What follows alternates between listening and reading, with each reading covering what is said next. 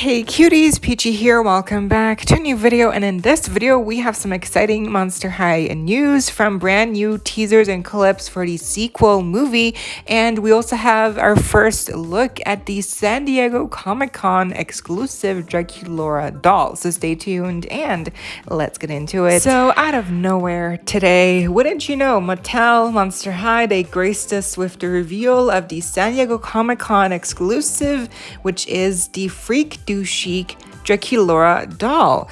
As always, she's going to be also sold online on Mattel Creations on the 21st of July, and you can also get her in person at Comic-Con on the 19th of July. So you have two options there. It's like old times, like last year with Voltage's Frankie, same thing. Also, same price. Yes, she costs $75 US.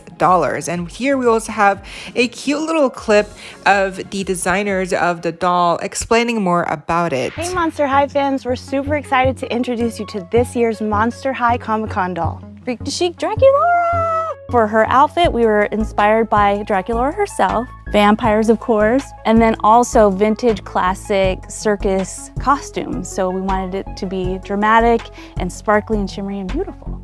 And the coolest thing about Freak do Chic Draculaura is that you can hang her upside down from her trapeze, from her killer shoes with the little hands on the back of the heels.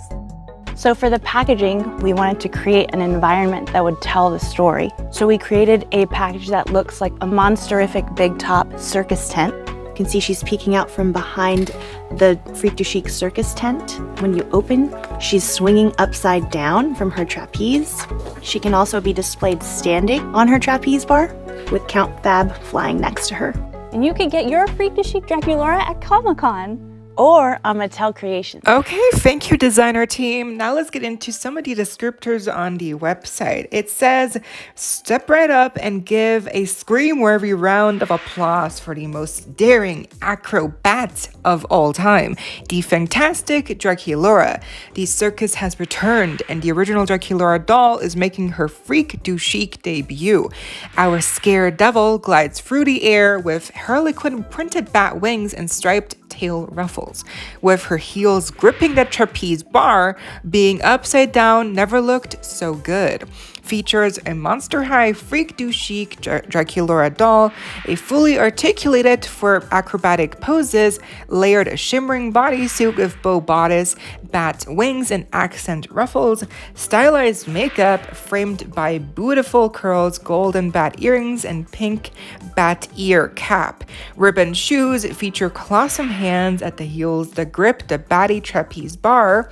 Premium packaging lets Draculaura doll be displayed upside down or right side up.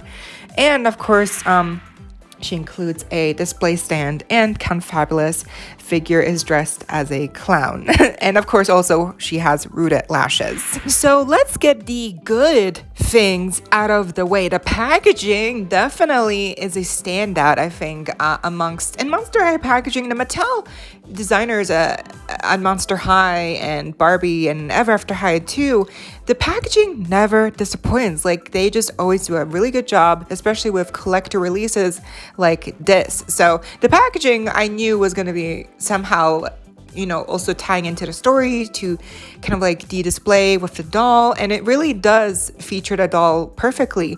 Also with the Draculaura name in gold, like whether it's upside down or right side up, like you can always read Draculaura. Like, it's so cool how they made it read Draculaura both sides. So that's really fascinating. Then of course, you know, she is part of a existing lineup, the Freak do Chic line, so she's going to be a new addition for many people. And she, I don't know, people have mixed opinions. Like, some people think she sticks out, some people think she looks really good amongst all the other dolls. I think she sticks out a little bit just because she didn't come out with the original releases, but I also believe that Claudine and like Rochelle or like Twyla, there were a couple of releases that also came out later on, so some of the themes did kind of vary. So anyways, I don't think that, you know, like, I think they all look different regardless.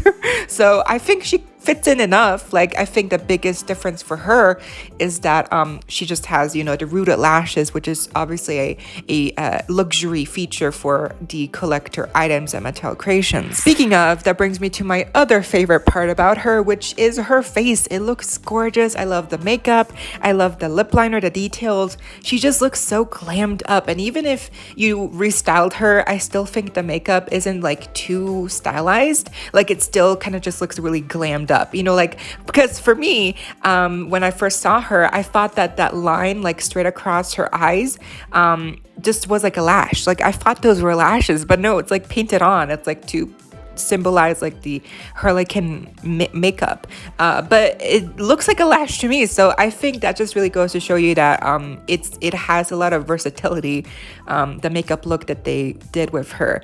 Granted, obviously, this is a prototype doll. This is a demonstration doll, Draculaura. So I don't know how well they're going to be able to execute these details on the mass scale for all of the dolls, because we know Mattel, sometimes the lashes get rooted wonky, or, you know, like some of the placement is off. So especially with like the intricacy of the lip liner details, like I am worried that it's not going to translate well for all of the dolls that are going to be, you know, shipped out to consumers. Now let's get to the parts where I'm okay with, like her outfit. I don't have any strong feelings about her outfit, shockingly. Like, I think it's cute. I like pink, so obviously I'm more inclined to like it. So I don't hate it. Like, I think it's a cute little outfit.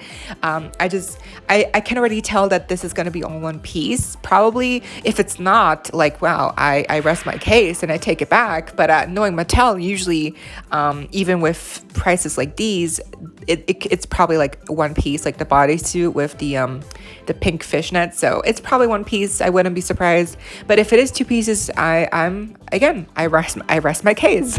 So the outfit is cute. The cape, the frills on the back, the shoes. I like the hands. Obviously, they also have the function with the holding of the bar, which I don't know how well that actually works in real life. So let's see about that function. But I think her outfit overall is cute. I like the hair. I like the bat helmet. It looks kind of weird at first. Like, it kind of reminds me of Batman, obviously, but it's pink. It's like metallic. It's really nice.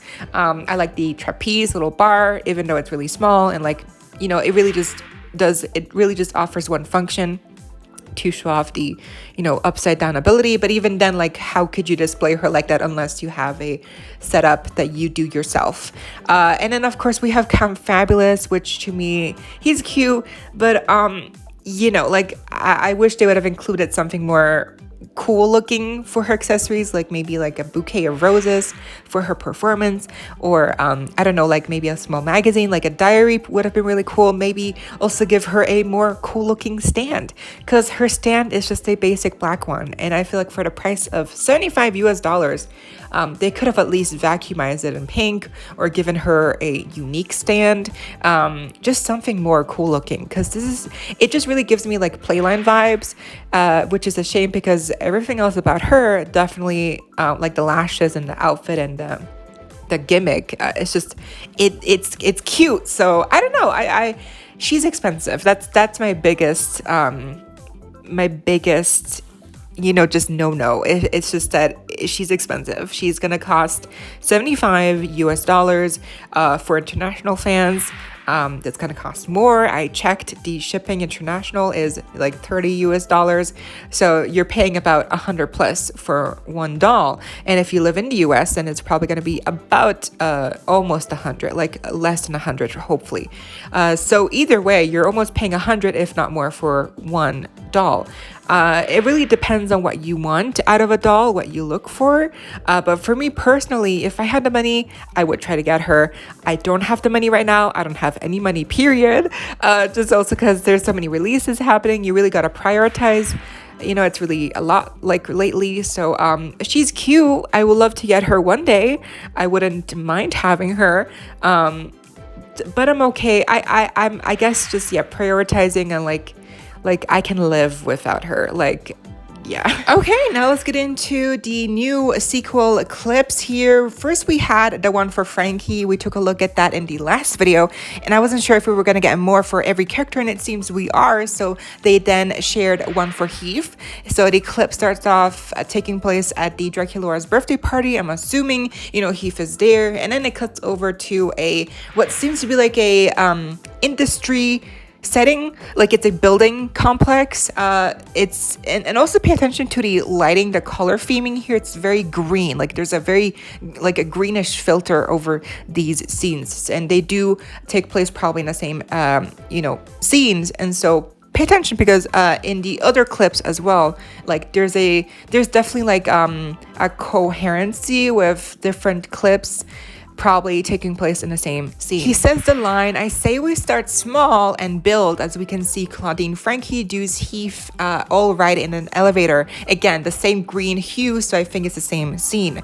And then here we can see an exit sign. Again, pipes, so very industry based. And then we can see Heath kind of like grabbing his flame. And it almost looks like he's gonna form a fireball and maybe like shoot at someone with shoot the fireball at someone.